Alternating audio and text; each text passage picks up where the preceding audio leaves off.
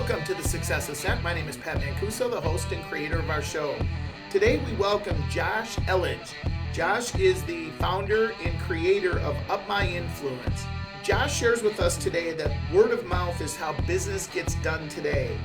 He also talks about how to be illogically generous with your time and serve others, and how in return the business will come. Ladies and gentlemen, I know you're going to enjoy our session today, so on to the ascent. Welcome to the Success Ascent. My name is Pat Mancuso. I'm the creator and host of our show, and today we are excited to welcome a gentleman that's going to talk to us about how we raise our game on influence. His name is Josh Elledge. Now, let me do a little intro, and then I'm going to ask Josh to tell us a little bit more about himself. So first of all, Josh is the founder and CEO of Up My Influence. I love that title. He's also the chief executive angel for savingsangel.com. We'll talk a little bit about that. He's a syndicated TV host and newspaper columnist with over 2,000 media appearances. Josh believes everyone has a message to share that can positively impact the world. He also helps entrepreneurs with their influence and turning them into authority experts so they can achieve more sales, more revenue, and opportunity. And that really is the foundation of our show, is helping successful entrepreneurs grow. So Josh, welcome to our show today. Pat, thanks so much for having me. So I did the intro, and I always ask people, I always have a little fun and say, okay, that's what's on paper. Tell us who the real Josh is. Yeah, I'm pretty passionate about what I do. And what I do is, I have a real heart for business leaders. We work with a lot of consultants, in fact. I would say, one of the greatest joys I have is, working with that consultant that's already got some decent authority behind them. And they're at six figures, and we work with them and get them to seven figures. And, when we find the right fit, our model is really that of an investor, and that we're looking for great opportunities to align, to joint venture, have a great strategic alliance, and ultimately do some great business together. And so, because, if you're a good steward in business, if you're illogically generous, if you've worked very hard on your authority, business is actually quite easy. And anybody that tells you to not focus on those things, that's just a lot harder. So I like inspiring people to do business the easy way. I love that. Well, so Josh, tell us let's start with your entrepreneurial journey. How did you get to where you are today as an influencer and a person who's got a great following? It starts with selling candy in eighth grade and getting in trouble for it. So I would go and buy, candy for like, a dime and sell it for 50 cents. So, not a bad profit margin.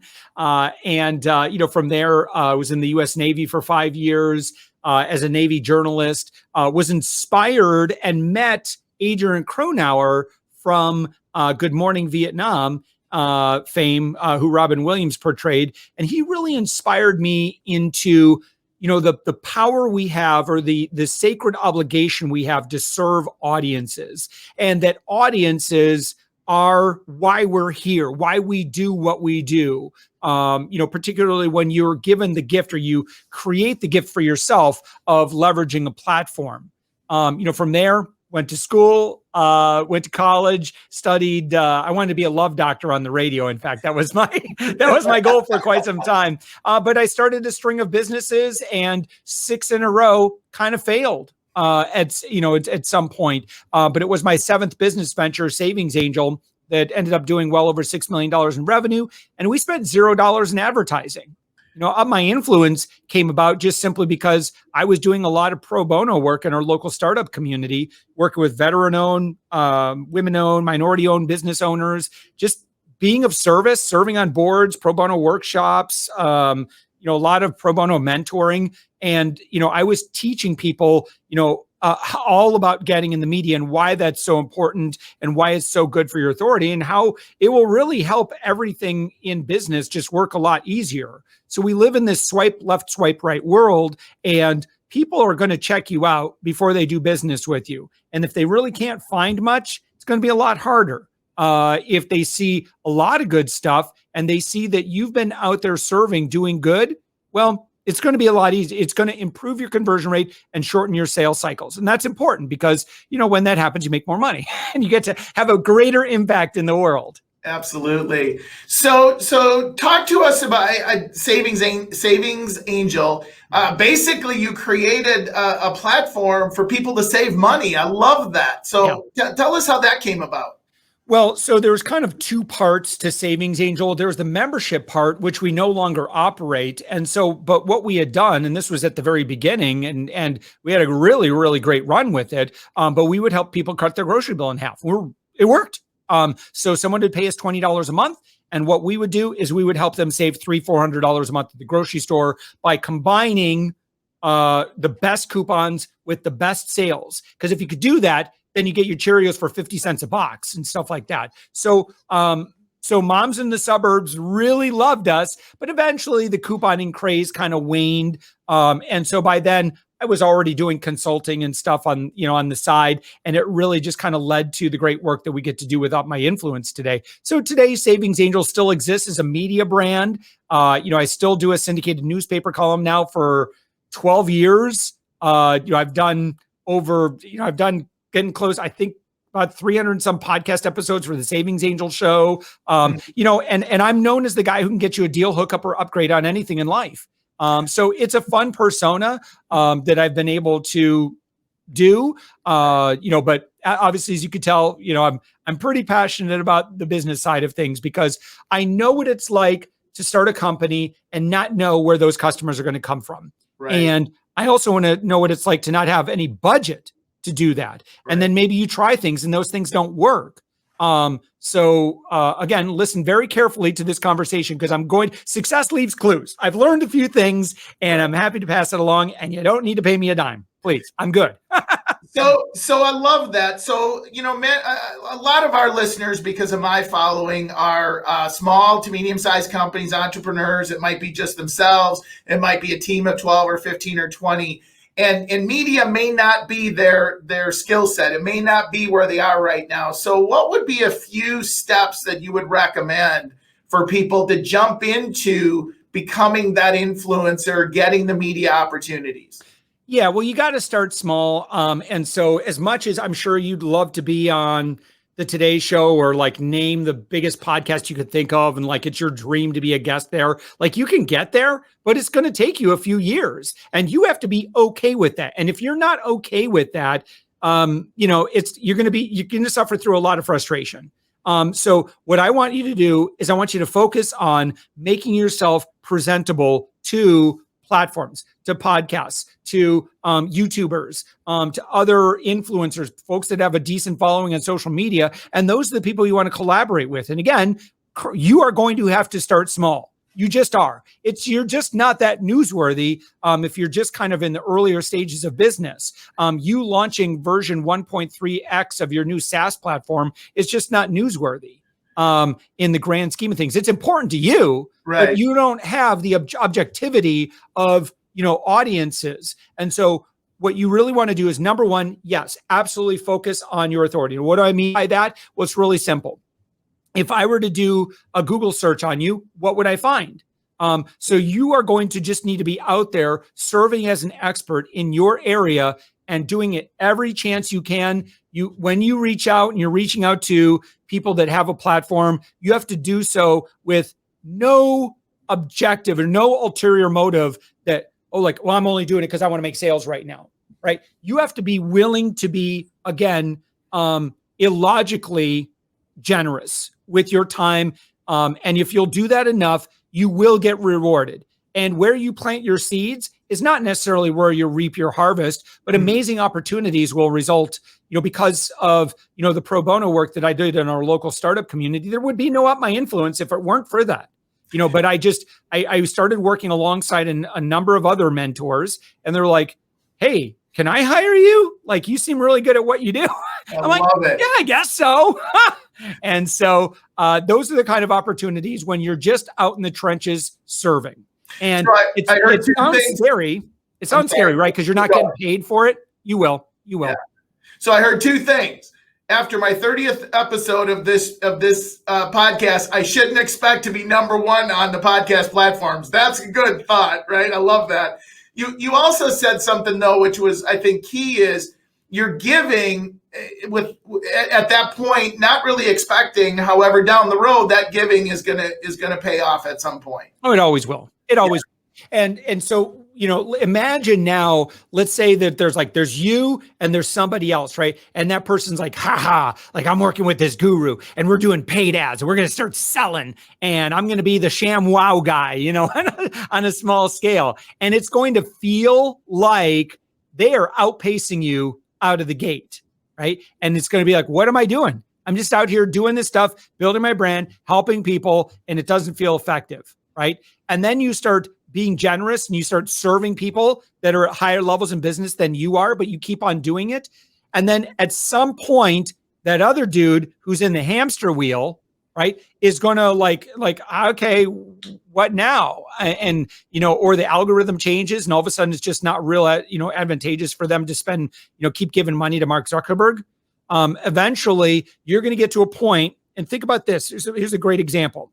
Imagine you're a local real estate professional. Oh, I like that. Yeah. You've got a relationship with 300-400 people that all just love you, right? They appreciate you because you're generous, you're giving, like you provide value to people who are not ready to buy with you, but you keep on doing stuff for them anyway. What do you imagine your life would be like if 300 to 400 people, if anybody asked them, who knows a local realtor? Man, that Josh Elledge guy, he's awesome. He's, he works with great people. Is like always giving back to his community. That's what you want, because if you can get there, you'll really never have to advertise ever again in your life. You already have enough authority and you have social proof of people out doing your work for you. This is how business gets done today. Yeah. It's word of mouth. You cannot be a crappy business with a bunch of ads. You can't get away with it. You can short term, you can't long term. No longer do we have that. And again, I'm speaking, 14 years as a consumer expert, studying and leading on consumer behavior. And I can tell you that audiences have never been more skeptical. I don't care who you sell to. I don't care if you sell B2B, B2G, B2 alien, whoever you're selling to, we're all consumers. Yes. And we all follow the same rules. And that is that if we learn about you, hopefully it's through some sort of warm connection, right, or recommendation, we're going to check you out. And if your website looks terrible, if you've got no Google, clout to speak of, if your social media looks terrible and your profile image is like, it's just a mess, it looks like amateur hour. I mean, look, you got to start from somewhere. So Don't feel bad. But what I want you to do is every week, I want you to invest an hour to 2 just on your perceived authority. Like, how do you come across on, Google, your website, your email signature, your business profile image? Like, these are all things you can work on, and they will really matter, because if you have this stuff dialed in and then you reach out to your local TV station, and I'll explain why you want to do that. You don't want to do it necessarily for the audience. The audience is just okay. You do it for the authority, because if you have, you're a sought after expert by Forbes, Inc., Entrepreneur, Fast Company, whatever, right? And you're quoted, and that's your bag. Like, I'm not saying local news is your bag, but it's good authority. There's media you do for visibility, and there's media you do for authority. Most media you do is really for the authority, because honestly, the audiences are not that big. The audiences are bigger on social media, working with some influencer or whatever. But the influencer is not going to work with you if you look like amateur hour. So that's why you have to do the authority stuff, so that then you can do the stuff that really gets you in front of lots of audiences. Right. So you said two things there. One of them takes me back to, I interviewed a gentleman by the name of Frank Cerniti on our last podcast, and he's an auto car salesman in Springfield, PA. He sells 120 to 150 cars a month. The average car salesman sells 6 to 8. I mean, this guy's a rock star. And he talked about that reciprocal relationships in the community. And so, and he following exactly what you're talking about. The other thing that you said that I love, Josh, was that you in fact, you talked about it in building up Savings Angel, where you spent $500 in advertising to build 6 million. And No, I wouldn't even say that. I was mean, that what? was like, that's over a course of like 14 years. I Right. think we maybe boosted some posts and then Right. we were like, okay, I don't know why we did that. That was a waste of time and effort. Well, So, what you said though, when you talked about the things that you could do with your email signature and all that stuff, that's zero cost. That doesn't cost anything. No. And that was really a big point you made there. Let me ask you this. What's the difference between, and I think you touched on a little bit, between authority and influence? Right. So you can be an influencer with zero authority. And similarly, you can have lots of authority, but no influence. So authority, usually we see that comes from power on high, right? So let's say we have an association that if you have an association with Harvard Business School, for example, right? And someone says, well, Harvard Business School invited me to be a guest lecturer. What you're doing, that's authority, because that's someone who has, to begin with, has high perceived authority, a prestigious university, another major, person, like, for example, me speaking for the Tony Robbins organization, most people, in my space, they know who Tony Robbins is. And they're like, well, yeah, if those guys invited you to speak, chances are, they invited you beyond the velvet rope. So that's authority, regardless if there was only 10 people in the room. That's not a lot of visibility, but that's massive authority, right? Similarly, visibility or influence, you can have influence, right? But this would be like Melissa Milano, the famous example, recommending this parenting book, and she sold 0 copies of the book because her audience, like, okay, that's irrelevant to me. So it's not, I've got clients and buddies that run YouTube channels that get, they make 50 grand a month in YouTube revenue, because they have a big audience, because they do very popular content around like Marvel, Star Wars, that sort of thing. But that said, like, thankfully they make the money there, because otherwise, people aren't paying them for their services. So I believe that the goal should be you want to keep working on both. And I'll tell you that what I find is that it's usually a little easier to get the influence if you have some good authority and you otherwise care about audiences. Like you can deliver okay. Influence is a lot easier than if you got zero authority and you're like, I'm just going to try to be an influence. So the reason that those other influencers, because Marvel is an authority. So at some point we're like, well, what is it? Or, you could be a lifestyle social media influencer, and yeah, I mean, you can make money, but it's like, what are you an authority in? And so that sort of thing, you can have one bad influencer, like you could do something bad and it could fall apart on you overnight. Exactly. So just some considerations there. So what's the number, from your perspective, what's the number one job of an entrepreneur, and maybe what are a couple things that they should really focus on? Yeah, number one job of an entrepreneur. Let's go old school. Let's go back to Michael Gerber. Your job is to what? Job is to grow your business. Because if you're not growing your business, who is?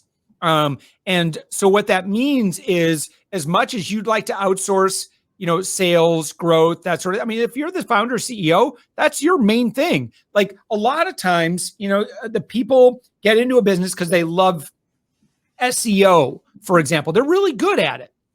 And while you would like to spend all of your time doing that, it's not your job. Go ahead and do it at the beginning, and everything's going to be inefficient, and you've created a little bit of a lifestyle role for yourself, a little lifestyle business for yourself. And that's fine, by the way.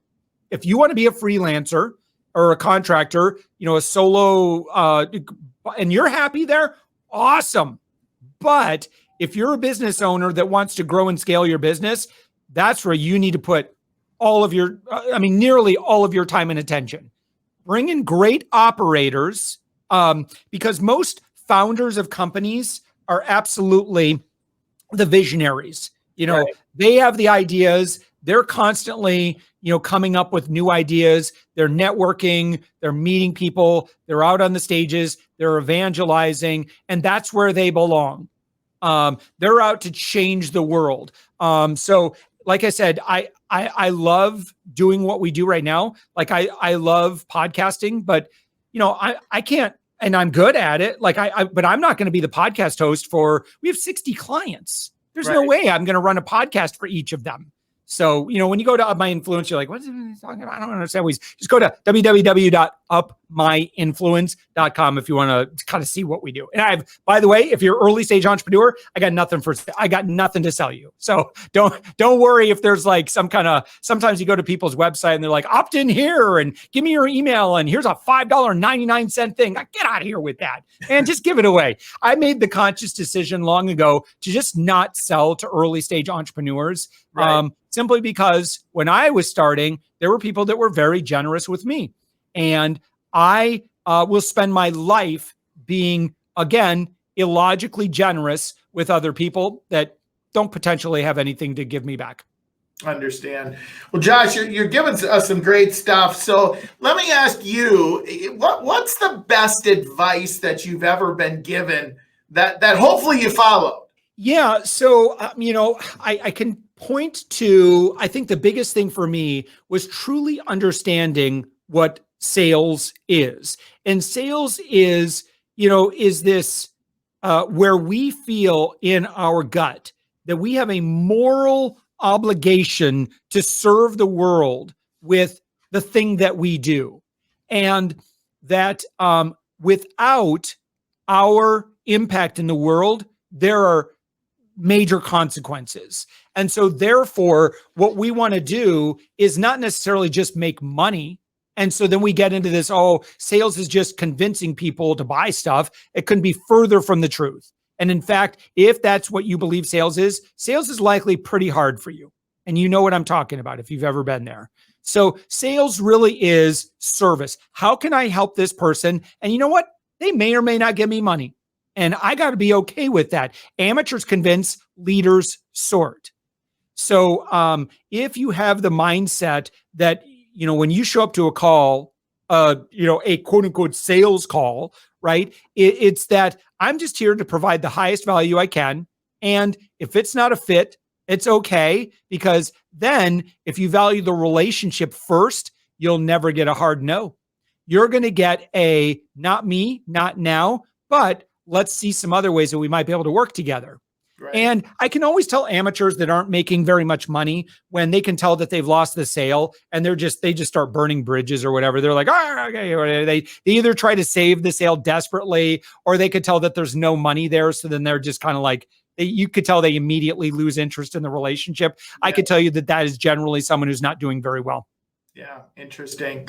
So I flipped this question upside down, and it always produces a great kind of aha moment. So what bad advice have you ever been given that hopefully you didn't follow? Yeah, I would say the whole numbers game mindset, you see this a lot in the sales funnels world where it's just, people are numbers, just go ahead and spam. It doesn't matter because it works 1% of the time. I'd say for a few months there, I was kind of drinking the Kool-Aid a little bit. And then I'm like, wait a minute, how would I feel if I were treated like a number? If I wasn't trusted in the way that a lot of typical funnel people treat their audiences, right? Where it's just all about metrics. And you got to measure, right, to make sure you're doing the right stuff. But, when you're talking about the value of a soul, like the value of a person, you could see that there's a big difference from what I talk about. So I would be very wary of that because consumers have never been more skeptical than they are right now. And if they can tell you just have sales on your breath, forget it. Like they're going to turn and run. Yeah. So you're not going to fool anybody. Audiences are just as smart, if not smarter than you. They know exactly what you're doing, right? And so if you don't have the cojones to give it away without asking, oh, listen, I'll give you this thing. I'll let you watch this video, but you're going to need to give me $19.99 first on the front end. That's like saying, like in dating, say, listen, I'll take you to the nice restaurant, but we're going to have to get to second base first, right? It's that kind of, that's horrible. That's a terrible example. And I'm sorry, that's a little offensive. But that's really what a lot of sales and marketing people do. Yeah. It's gross. It's really disgusting. Yeah. And we all know what you're doing. So what would happen instead if you just said, hey, here's my stuff, go enjoy it for free. You don't have to give me money. You don't even have to give me your email address. I trust you. I trust you. If you love it, you know how to get a hold of me. In fact, here's how to get a hold of me if that's what you want to do. Sure. But until then, I'm just going to keep on serving. That shows a degree of confidence that most sales and marketing people don't have. So Josh, so are there sources or places that you would point people besides Up My Influence to, if they were just starting or if they were at that place where they weren't in a position to hire you? Like, where would you direct them or how would you point them? Yeah. I'm a big fan. Listen, I've got some books that have been just changed my life. One in particular, The Go Givers Sell More by my buddy Bob Berg. This cat should pay me for as much as I promote his books. But listen, it's this same philosophy, right? Where it's, if people can tell that you care more about them than you do your sale, right, then you're going to do so much better in business. And, when it's all about like we all know, like I see people answer questions on Facebook and it's like, we all know when you're just trying to sell your thing. Like it's disguised in an answer. You're not fooling anybody. And we all hate it. We don't like it. Like it's just uncomfortable. It's like going to a networking mixer and here comes Robo Pitch guy, coming your direction and he's getting ready to lay into you about buying his thing. It is icky. So but you gotta relax, man. And so you just Go Givers Sell More is my favorite of the series. He's written 4 of them. There's that one. I'm also a big fan of Mark Schaefer's work. He wrote a book called Marketing Rebellion. And if you really want to understand where consumers' brains are, and again, I don't care who you're selling to, read that book. Okay. That's another really great one. And finally, in terms of mindset, is Atomic Habits. And that book, best book I read all year, in 2020. And, find something that works and do it over and over and over and over again. I have done the same sales conversation. I call it a sales conversation, right? It's just like this, first date kind of call or whatever that I've probably done 800 of those. And I do the exact same thing. It works. It absolutely works. So when people come at me and they're like, you really need to be on Clubhouse. I'm like, cool, man. Keep on rocking that. Let me know how it goes in 3 months. It's like, I don't get too upset when I miss things like, GameStop stock or whatever. Right? Yeah. I'm okay. Yeah. I know what my lane is. Right. And I do not deviate from that lane. Yeah. Like there's things that operationally I don't touch in my company.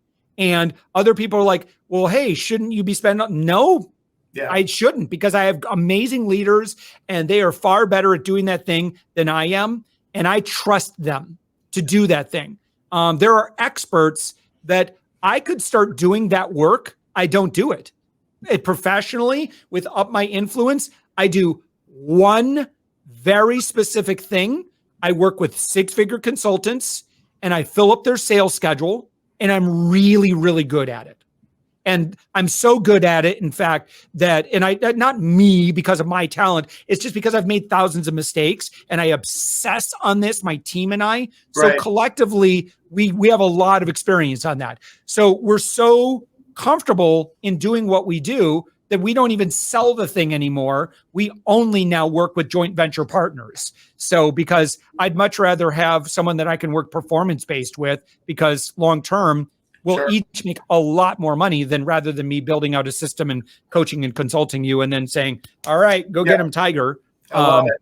I love it. I want, we're on our way to, we're on our way that by this summer, we'll have 100 clients that we all, we do a lot of great work with and they sell big ticket items and we make tons of introductions so that they can do that. That said, like I said, we have a lot of requirements. High authority, high ticket offer, great culture fit. Like we vet pretty hard. But if we find a good fit, it's hard to lose. It's like heaven. It's like heaven, right? I love it. I love it. So we kind of wind down here, I'm going to ask you for a final thought. There is one question though that I wanted to ask you before that.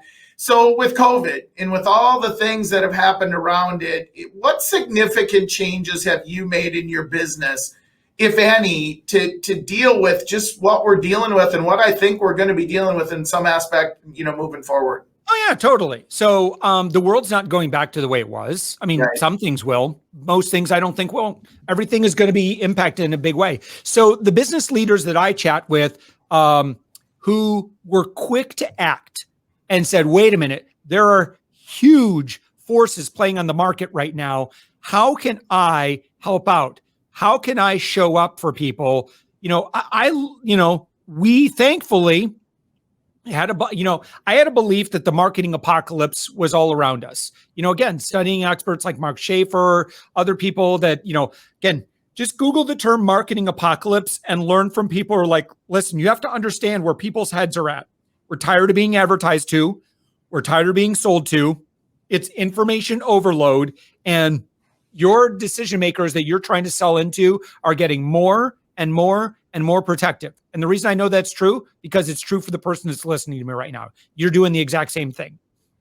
So get really, really, really good at that, at understanding where markets are at. Hey, what was the question you asked me? Because I think I started deviating. No, what were we talking about? Like, what changes have you made? If Oh, change. Oh my gosh. Yeah. Yes. In terms of market forces. Right. Oh my gosh. So listen, the companies that were quick to adapt it's like the gold rush right now. It's like discovering all that gold impacted some businesses very badly, like during the gold rush. But other people said, I'm gonna jump on this. So COVID, really if you're an events company, I'm sorry, it sucks. It really sucks. If you are someone that depended on speaking or going to trade shows, I just hope and pray that you adapted quickly, because I know the pain that you went through. Right. So our role